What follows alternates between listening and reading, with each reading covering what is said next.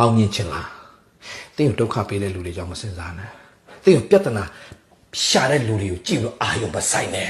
တင်းကိုဆွဲချတဲ့လူတွေကိုကြည့်ပြီးတော့မှမိုးကောင်းလုံးရွာထားဖို့ကွာသွားမပြောနဲ့တင်းကိုကောင်းကြီးပေးမယ်ဖရားကိုအာယုံစိုက်ဆမ်းပါတင်းကိုချီးမြှောက်မယ်ဖရားကိုအာယုံစိုက်ဆမ်းပါတင်းလိုအပ်မှုကိုမဆာမယ်ဖရားကိုပဲအာယုံစိုက်ဆမ်းပါ focus လုပ်ကြည့်စမ်းပါ focus on မစေနဲ့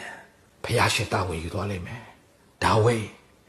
လူယူသွားတဲ့အရာတွေအားလုံးပြန်ရတဲ့အပြင်အောင်မြင်ခြင်းကိုဖျားရှင်ပြန်ပေးပြီးတော့ဖျားဘုံတော်ထင်ရှားပြီးတော့သူ့ကိုခဲနဲ့ပေါက်မဲ့လူတွေကပဲသူ့ကိုပြန်ပြီးတော့မှ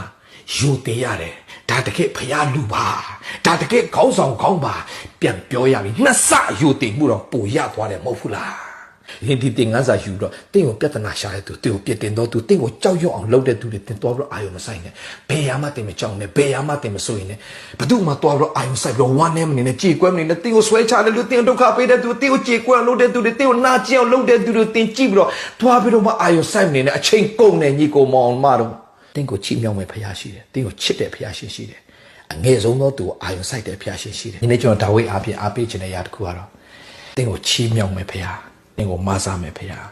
တင်းကိုကောင်းချီးပေးတယ်ဖေဟာတင်းကိုကြမ်းမာစေတယ်ဖေဟာတင်းကိုလွတ်မြောက်စေတယ်ဖေဟာကိုပဲတင်းအာရုံစိုက်ပါအံ့ဩဖွယ်သောအမှုကိုဖျားရှင်ပြုသွားလိမ့်မယ်